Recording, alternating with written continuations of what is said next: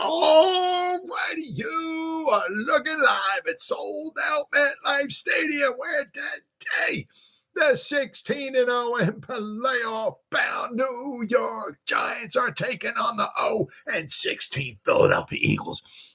And why are the Philadelphia Eagles 0-16? Because they suck. They started the season 10-1. They finished 11-6 because they suck. Philadelphia Eagles, you suck. Rolls right off the tongue there, folks. Philadelphia sucks. Welcome to the Gridiron. Anybody out there at all that's going to spend a little bit of time with me here this evening, I greatly appreciate it. Thank you.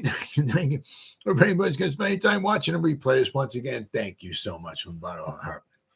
It means the world to me. Thank you. Going to try to go about 30 minutes here tonight. Shoot my mouth off for about 30 minutes. Anybody got anything to say, please feel free, fire away to throw in the chat box.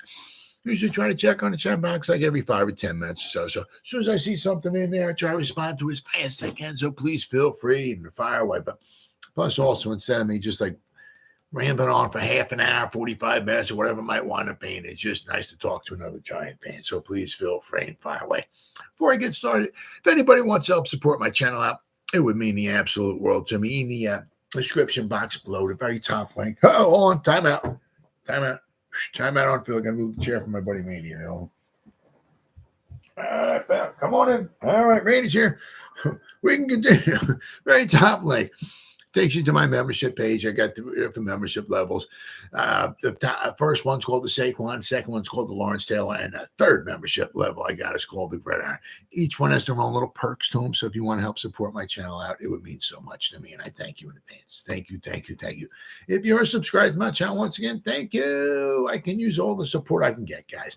But if not, please go down below, hit the subscribe button, hit that bell icon. That way, next time I go live or if I put a video out, you'll be notified.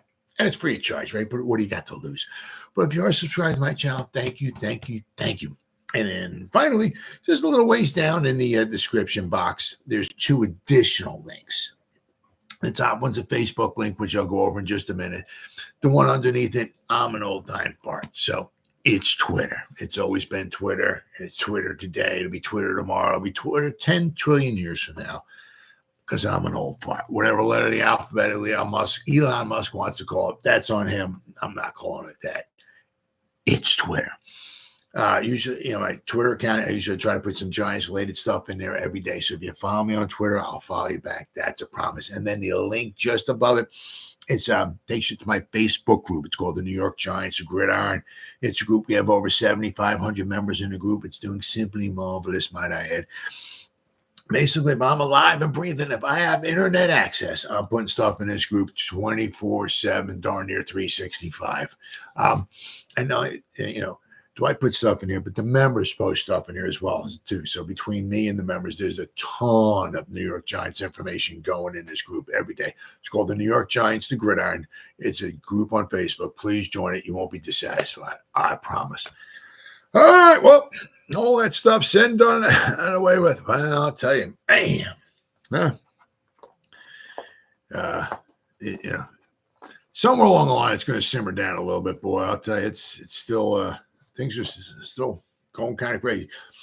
Now, the Giants, obviously, this is huge because you want to try to get some of those for a couple of reasons. Some of those spots filled because the Giants, I'm sure, aren't maybe the only one looking for a special teams coach. Unless you figure like Vrabel just got let go, right? So does his whole staff let go? I mean, if possible, then the Titans are looking for almost the whole coaching staff. Rivera's gone, Atlanta, the guy's gone.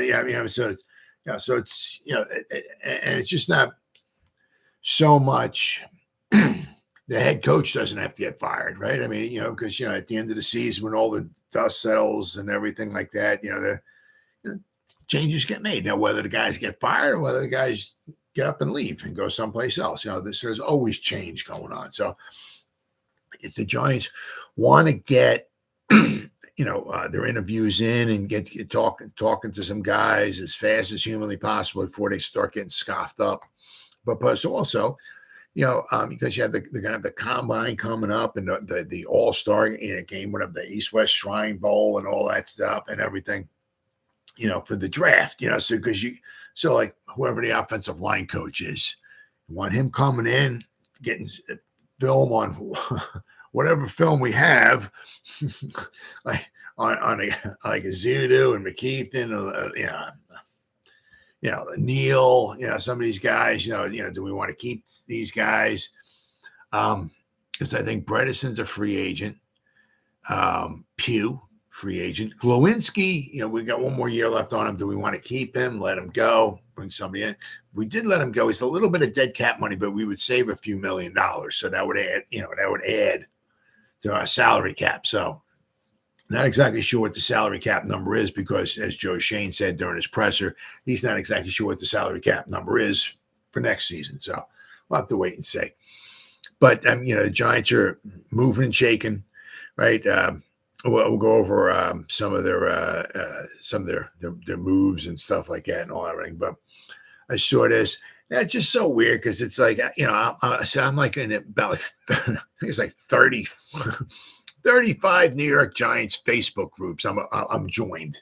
I have my own group, but then I'm joined with other groups, and I get this stuff on my Facebook page. And I saw a couple things that said Shepard announced his retirement. Now I don't know how true that is or not, but I did see a couple posts, Facebook posts, but people can make stuff up and everything like that. So I was going online. I didn't see anything really online that said that he had we officially like retired or whatever, but he did have a heartfelt farewell to the Giants, or the Giants and the Giants fans, I guess, saying he was forever grateful. It says Giants. This is from the New York Post. Giants receiver Sterling Shepard bid fans a fond farewell and thanked them for their support over the years in a heartfelt Instagram post on Tuesday. Shepard, who has spent all 8 years of his NFL career with the Giants, just finished his last year under contract. Forever grateful to the New York Giants organization, past and present teammates, and the incredible fan base for their unwavering love and support over the past 8 years, Shepard wrote in his post. New Jersey, my second home, will forever hold a special place in my heart. Thank you for embracing me with open arms and making me feel like family. Once a Giant, always a Giant. That's what you like to hear, baby. That's what you like to hear. Sunday marked the likely final game of the 30-year-old's time with the Giants. Anyway, just with the Giants, now, does he want to try to latch on someplace else? Who knows? But, it really seems apparent that, as long as Dable is here, right? That was his last game. Let's see here. Sunday marked likely the final game of the 30-year-old's time with the Giants, though he has not announced any. No, although he has not announced any. Okay, whatever. The team gave fans a chance to say goodbye and gave the veteran a proper send-off during Week 18's rout of the Eagles in MetLife Stadium. Shepard, who was taken 40th overall, that's right.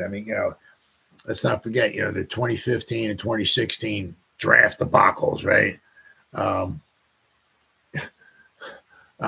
we drafted Eric Flowers in the first round of 2015, and of course, Landon Collins in the second round. Then we took Eli Apple in the first round of 2016, and we took Sterling Shepard. So somehow the second round picks turned out to be 300,000 times better than the first round picks back-to-back year.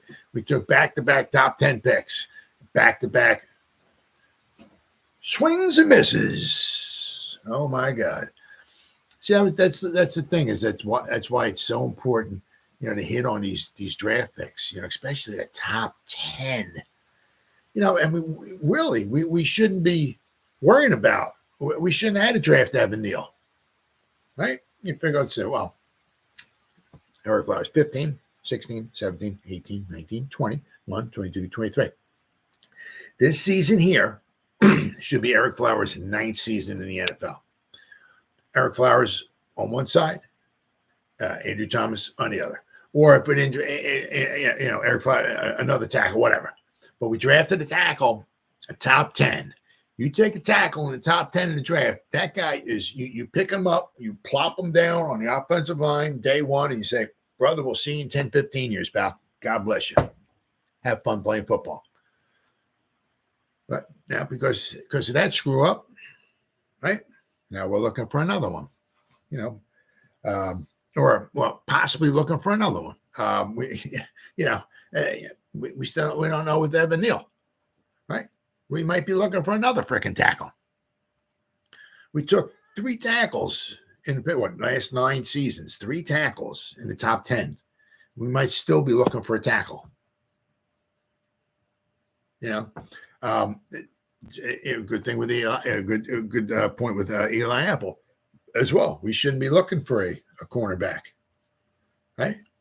I mean, we maybe to get rid of Eli Apple, okay, but we also drafted DeAndre Baker, right? So we should have DeAndre Baker on one side, Deontay Banks on the other. Banks and Baker, B and B, right? Shouldn't have to, we should. Adoree Jackson can go. We're good. We got you, brother. We got Flott in the slot, and then we got B and B out there, right? So we're good. We shouldn't need another cornerback, right? That's why it's so important to hit on these picks. So important. Then you bring up Evan Neal, right? Can he stay healthy? Yep. I did see something along the lines where in an article that the Giants haven't totally committed to Evan Neal being the starting tackle next season for the Giants. Maybe they might move him inside.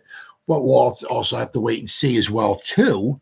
Maybe the offensive line coach, the new one that comes in, whoever that might wind up being. I'm sure they'll quite possibly have a say in the matter. See what, where they think he might fit out best. But, it's possible. Once again, we're looking for possibly another tackle. I mean, then, as I said, we drafted Parrott early,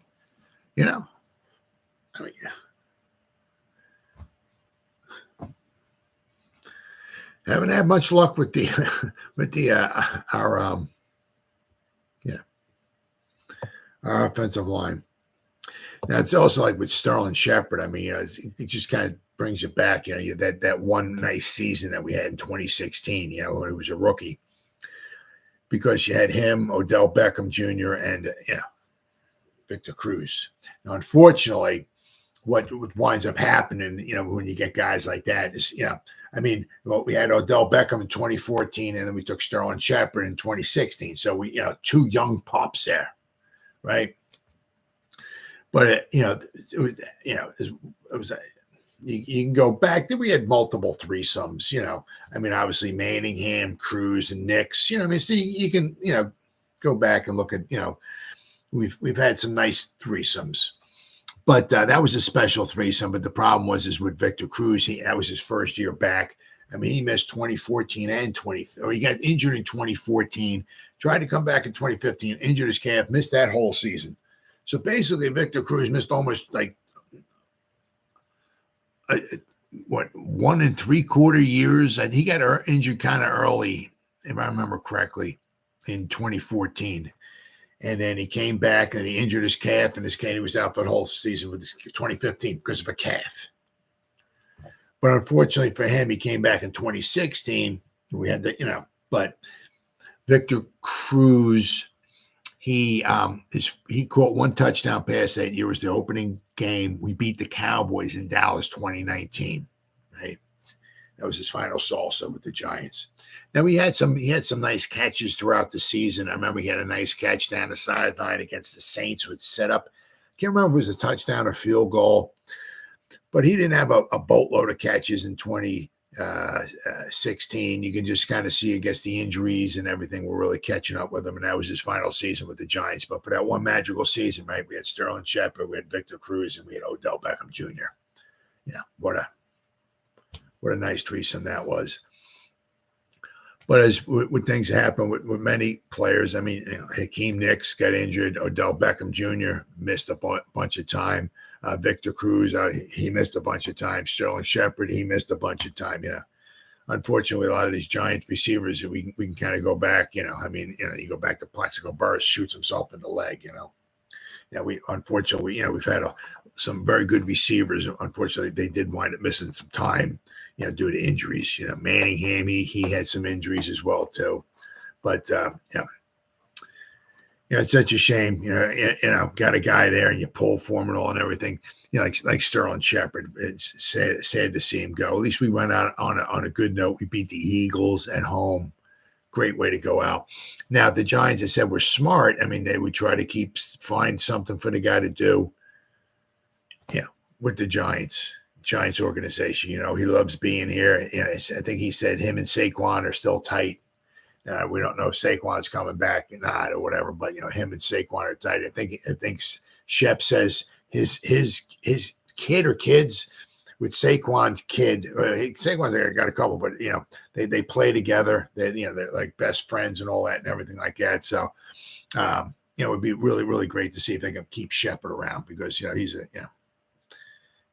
nothing but a huge asset for the organization. Hopefully they can keep the guy in the building somehow under some spot they'll have pick out for him. But it was really, really nice of him. Really, really always pulling for him, always pulling for Shep. Now then I saw, of course. Now I guess they were like talking, like Dable was I guess talking to some people, and I couldn't find specifically like an article about Hottie, but once again, I did see Facebook groups. There was something that showed that said that Jihad Ward probably won't be back either. Now, obviously, now the reason why Hottie keeps coming here for the past 2 seasons is because Wink is here, and Wink always kept saying as long as I'm a coach or something like that, Hottie will always have a spot. Hottie will always have a job. So maybe if Hottie retires, maybe Wink will hire him as a assistant coach or something. I don't know. But Wink's pretty loyal to his people. Obviously, like the Wilkins brothers got fired. That kind of pissed I got a little something. I'm going to read about that. He got up, apparently cursed Dable out. Got up and left. Then somebody saw him at the Newark airport, and they took a picture of him. I think he's heading back to Sarasota, Florida, apparently where he lives. So, as far as I know, I don't know what's going on. He hasn't turned in his resignation papers yet. Now the thing is kind of like, I think he's due like $3 million. If he resigns, if he hands his resignation papers in, he gets no money. If the Giants fire him, they owe $3 million. So I don't know, he got a cursed Dable out, got up and left and all that, and nobody can get a hold of him or whatever. So I'm not sure if he's trying to force the Giants' hands into firing him or what. That I don't know. But apparently he still hasn't turned his resignation papers in. So who knows? But I can't see the Giants. They still have him for one more year. So, if he goes out and tries to find another job, I'd have a hard. I can't see the Giants, holding him. Oh, he's still in the contract. Sorry, I can't see that. The thing is that, do they want to play hardball with the money or not? Are they going to go out and fire him? Or are they just waiting for him to resign? So as the Giants turn here, but I did see like he was. Got up and cursed. That's a no-no. Cursed. That's horrible. Furious Wink Martindale cursed out Brian Dable after the Giants coach fired his right-hand man and his brother too, right? Let's see. He has resigned his position as the Giants defensive coordinator. He is advised to notify the Giants of his decision. As of Tuesday evening, the team had not heard anything from Martindale, who stormed out of the building on Monday and Tuesday morning was on a flight headed to home in his home in Florida. Now, so he was, somebody took a picture of Newark New Jersey, the airport where Wink, I think he had like a bag over his shoulder. He was walking around. Of course, he always had his, I think he has his hat on and everything. So it's not hard to miss Wink. Or not hard to spot him, shall I say. Let's see. What is apparent that Martindale and the Giants are done after 2 seasons, with clear and present signs that Martindale and Dable endured through a deteriorating relationship that could no longer continue. Martindale's under contract and owed $3 million for the 2024 season. He forfeits that money if he indeed resigns his position. Also, if he resigns, his contract simply does not go away. Interesting. A resignation would allow the Giants to prevent Martindale from accepting a job with another team, which is not a situation Martindale wants to get embroiled in. So it's going to be interesting to see. I mean, I would have a hard time, if he resigns and the Giants don't have to pay him the $3 million, hey, man, just, let him go. Let him go. His wildly emotional response to Dable firing his most loyal, competent outside linebackers coach, Drew Wilkins, along with his younger brother, Kevin. Martindale, wearing his trademark black joggers, black sleeveless vest, and donning a Yankees cap, was spotted Tuesday morning in the Newark Liberty International Airport boarding a flight to Sarasota.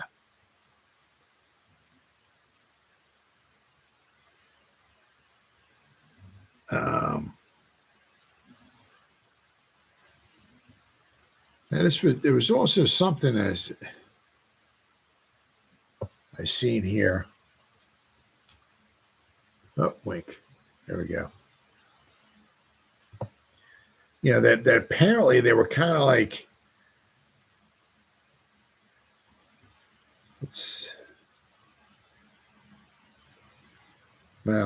I seen something like apparently like where they were kind of like going around or not always addressing or I guess Dable. It seemed like they were kind of with Wink and Wilkins were kind of talking, and they weren't like involving Dable and all what was going on and everything like that. So it seemed like they, I don't know, build up their own little buddy pack going on over there. And I don't know. I guess Dable's more like, not so much hands-on, but what's going on? What's happened? As I said, I saw it in one of these articles here, and it's one article here. It's so freaking long that it's hard to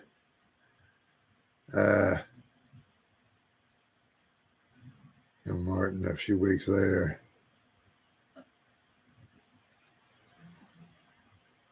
Yeah, that's it.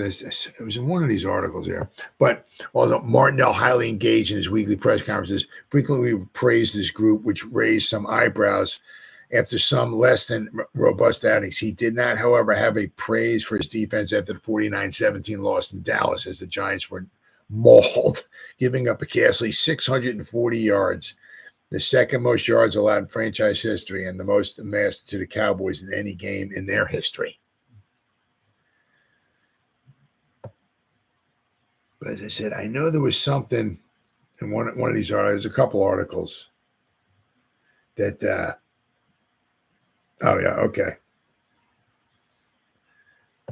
All right, here we go. This might be it. There's no secret how close Dable is with Johnson, and this is how tough one for Dable. Dable told Martindale he wanted him to stay, but that he was going to fire the Wilkins brothers. Martindale brought the Wilkinses with him to the Giants from the Ravens. On the sideline, it was Drew Wilkins helping Martindale with the personnel groupings and directing traffic for him. Drew Wilkins helps Martindale devise the defensive schemes. Martindale, angered by his news, cursed out Dable, said his piece, got up and slammed the door and walked out of the building. There was a feeling in the building that Martindale and Drew Wilkins were creating their own fieldom, within the coaching staff at times bypassing Dable and believing they had to answer only to each other and ultimately to ownership. Dable is all about collaboration, and this was not that. So and Dable's head coach. He's a lot kind of hands off on a lot of stuff. He kind of he tells Kafka's got the offense, Wicks got the defense and all that. But what's going on? If you start buddying up with your outside linebacker coach, and you think you can bypass me, no, that's not happening. So I mean, and especially I'm not exactly over the moon, thrilled to death about the outside linebacker position we had. I mean, as I said, K-Bomb had with the sacks. Yep, very good season. Sacks, okay. But I mean, how many times did he take over a game? How many times have we heard about? I mean, let's think about this. Jihad Ward had more sacks than Azeez Ojulari had. I mean, where's the production from the right? I mean, Boogie Basham. I mean, we had Tolman Fox, I think, in there. Jihad Ward, Azeez Ojulari. I mean, how many times did Azeez Ojulari sack a quarterback and just take over again? None, right? So, I mean, I think we can really do better in the outside linebacker position. Now, it's going to be interesting to see now, right? What the new defensive coordinator comes in, what he's kind of thinking, who they have. But there's the one problem, as I'm bringing this up in the video there, is that, we brought in Tay Banks, right? We drafted him number one. Okay, Martindale, one of them, right? Not that it's a bad pick, I think, for anybody or any coach, any defensive coordinator. But you're bringing guys in, for like a Martindale kind of defense, and so you got a new coordinator coming in, and you can be like, I don't know about half these guys. I ain't got much use for them, So, when Martindale go, the one nice thing, if you want to call it that, I really wouldn't want to call it that, is that we do have a lot of guys on the defensive, who might be gone. I mean, like Ashawn Robbins, and hopefully we'll bring him back. I think we signed Boogie Basham just to the 1 year. Adoree Jackson, we got Darnay Holmes, McKinney. I'm going to go over Cam Brown. I said Hottie Ward, Carter Coughlin. So we got a lot of guys that'll be like quite possibly gone. We have quite a few new guys coming in, right? Which also makes you kind of wonder and think a little bit, is that, might have, unless the Giants are really, really hunkering down on a quarterback at number 6, right? Might it behoove? The Giants got 4 out of the top 70 picks, so you can do some nice little damage there. 4 picks, the top 70. Let's hope we hit some homers here. That'd be freaking fantastic. 4 new guys in there, but I'm saying it might behoove the Giants is that pick 6, because there's some quarterback needy teams a little farther back.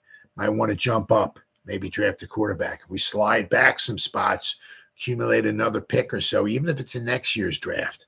That could be huge for the Giants. Really, really huge for the Giants. Because, I mean, not only do we have holes right now, okay, but then on top of the holes we have, right, we got guys leaving. So we got holes, and then we got guys leaving, and then we need depth. So we're going to need a lot. We got a nice long grocery list of stuff that we're going to need this offseason. And you ain't going to be able to fill it. You ain't never going to fill it all up. But it's going to take another couple seasons for the Giants. I was bringing this up to Vinny G-Man last night. He brought it up, actually. Is that if the Giants do draft a quarterback, that'll give Daboll at least another season, 2 seasons.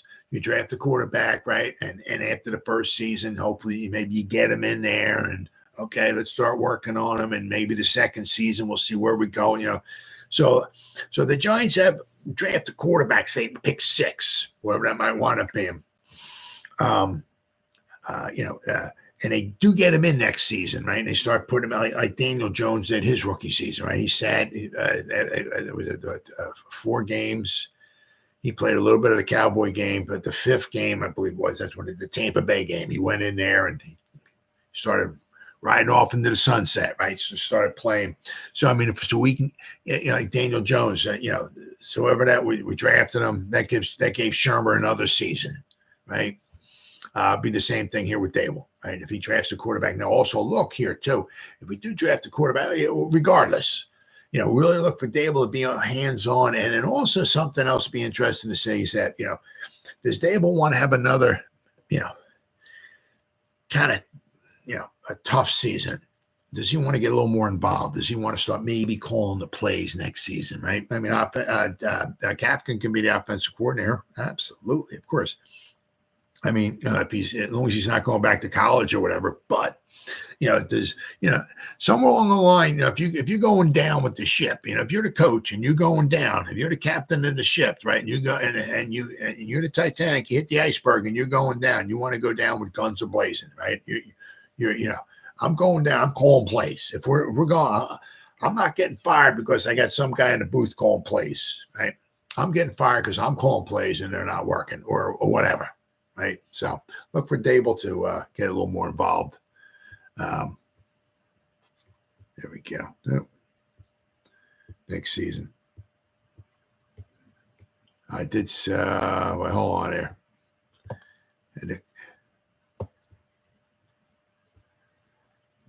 Offensive line, Wink Martindale. Where's it? Carter Coughlin at here? Sometimes I got too many tabs open here.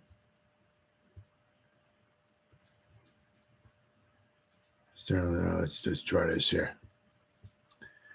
But they did tell where we at? Yep. Carter Coughlin and Cam Brown that they won't be coming back, unfortunately.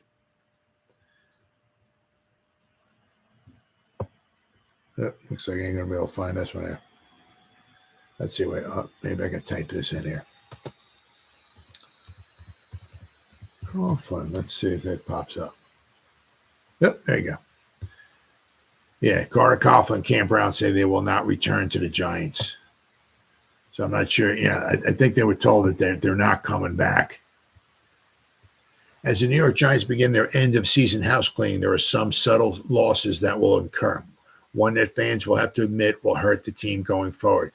With the firing of special teams coach Thomas McGahee and the resignation of defensive coordinator Wink Martindale, 2 key defensive reserve special teams aces will be parting ways with Big Blue as well. Carter Coughlin and Cam Brown both posted farewells on their social media accounts on Monday after their exit interviews with the management. So they had an interview.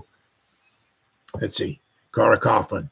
Crazy that this chapter has come to a close. Thank you for everything, Big Blue. It's been an honor. Cool. And he gives that. So that was cool. And Cam Brown. It's been interesting. Catch you all on the flip side. So it's just been interesting. So unfortunately, the thing that stinks, you go here is it Coughlin and Brown were the Giants' most reliable and productive special teamers playing percentage-wise. Durability matters. Here you are, the Giants' 2023 special teams season snap leaders. Carter Coughlin played 86.7% of the special team snaps, and Cam Brown was 80.1%. They were 1 and 2 as far as special team snaps. And I think Carter Coughlin led the team in special team tackles. And Cam Brown, he's been a stalwart on the special teams. They're both a liability without question on, when they get in their defense, especially Cam Brown, But Carter Coughlin's been tried the inside and the outside. But it's a shame.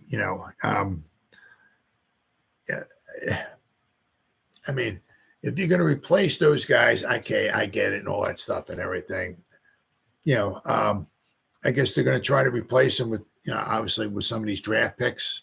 I guess the thing is that their contracts are up. Their 4 seasons are up, right? Because they were here in 2020, right? So 2020, 21, 23. So their contract, they're up. So if they were to come back, I mean, they would be cheap. But I guess what it says in that article, in their management had an interview with them, whatever like that. They said, yeah, we're not going to bring you back. So unfortunately, it's a shame.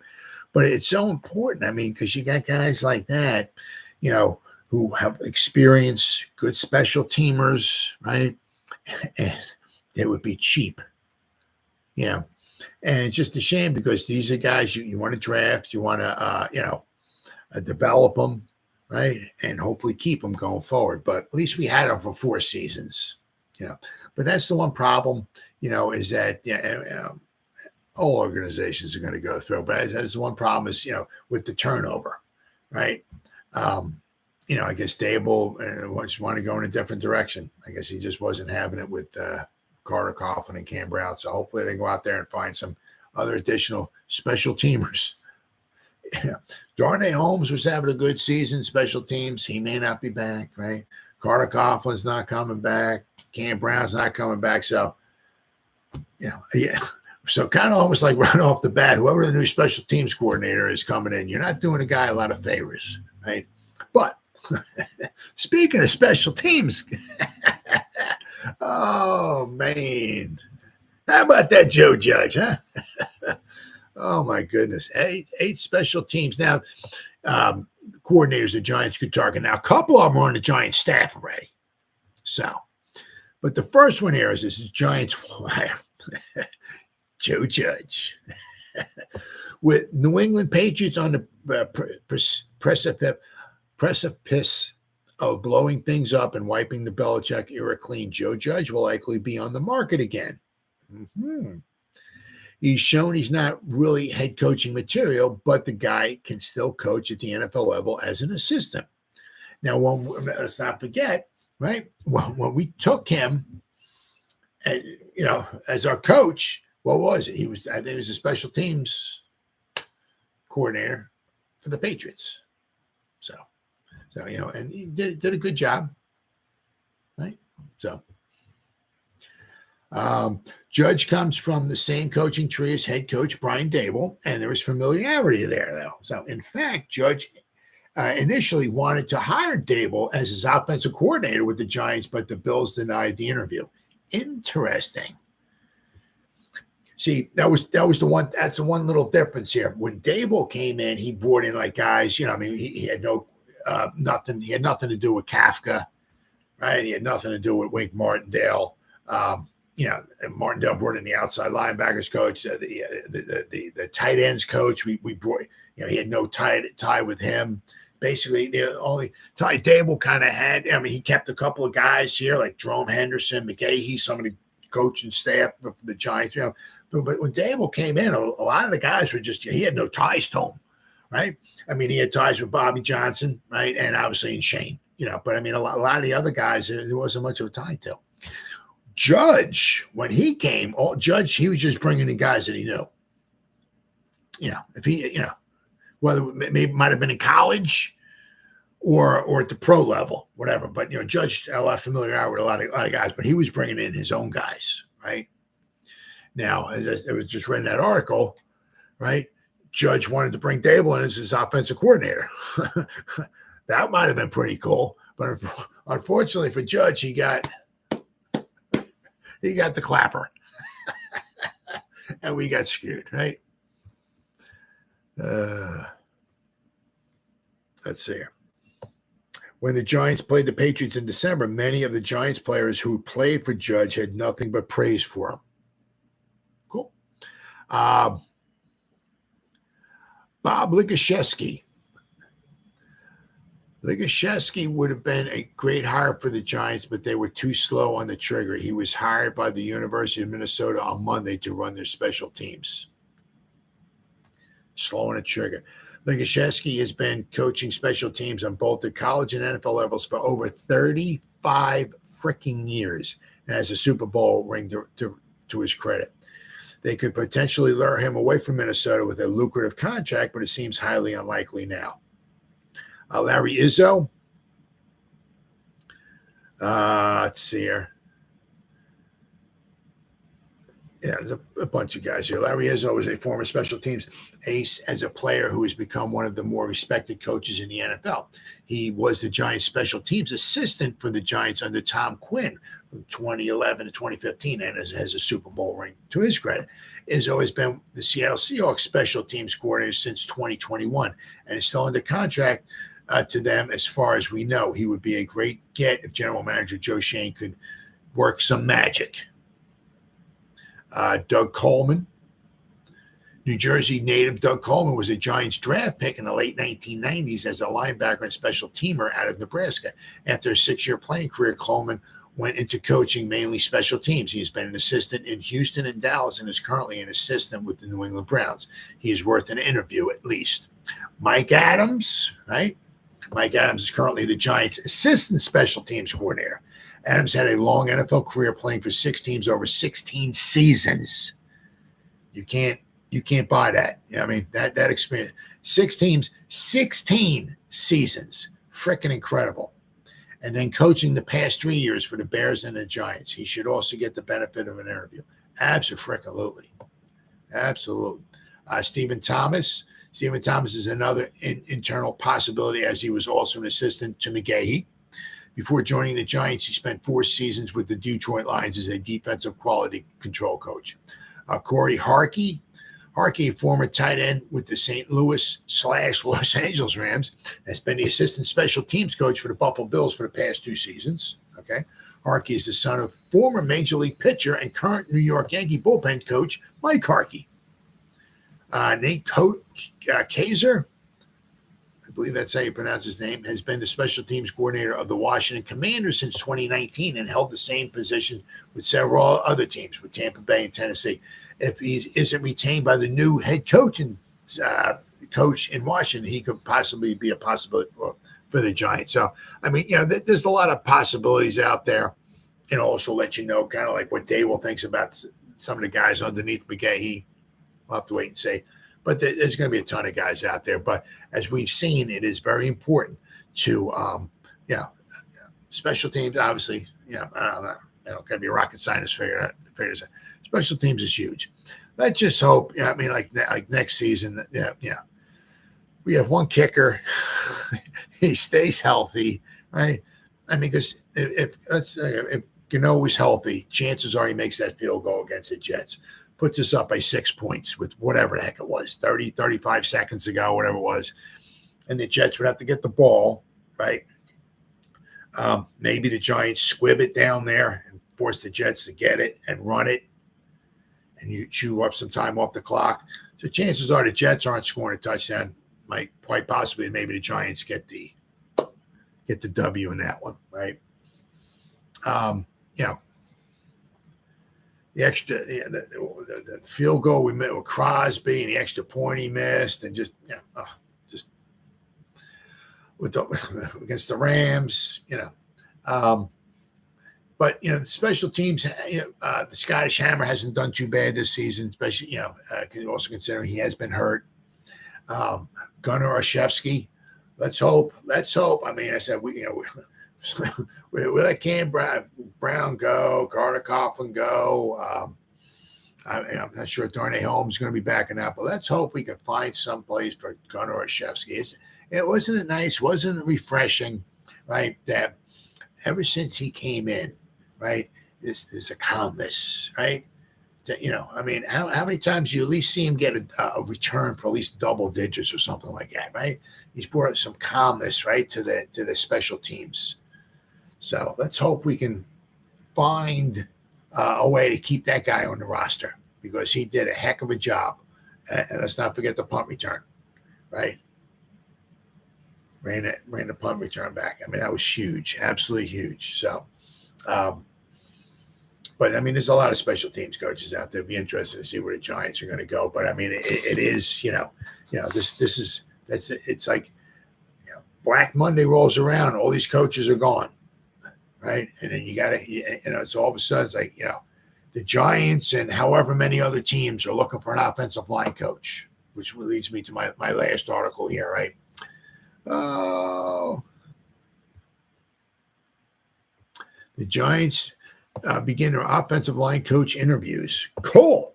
Good. Now they're bringing a guy in from the Raiders. All right.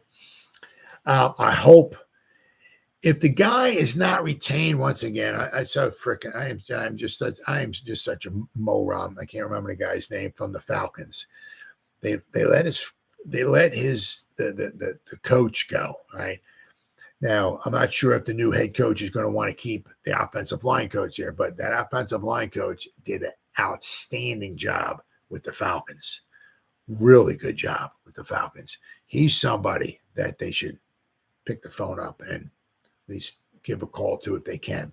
Also, Mike Munchak, see if they can maybe lure him out of retirement or something like that. I mean, this is not, we don't, the object is to win some mother football games, right? Whatever you got to do, right? Pick the phone up and start calling, right? I mean, if you can get a Hall of Fame, offensive line coach, a Hall of Fame player, but also a good offensive line coach, and whatever you got to do, it's what you got to do. Wait. There we go. Let's see. Giants head coach Brian Daboll has had a lot of important decisions this offseason, starting with the reshaping of his assistant coaching staff in the wake of his moving on from several assistants. One of the most important decisions he needs to make is the offensive side of the ball is hiring a new offensive line coach to replace Bobby Johnson. Well, that shouldn't be hard. You can put me in there. It would save you a lot of money, and I'll do just as bad a job as he did. So, let's see. Daboll has already started the process of finding a new offensive line coach per NFL Network. He will interview the Raiders offensive line coach, Carmen Bricillo, who was granted permission by the Raiders to interview for other jobs while the team conducts its head coaching and general manager search.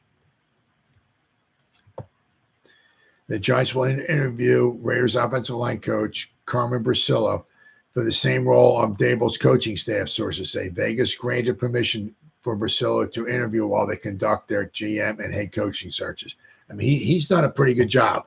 I mean, that would be a nice little loss for the Raiders if they were to lose him. It says the 47-year-old Bricillo began his coaching career at the high school level in 2003.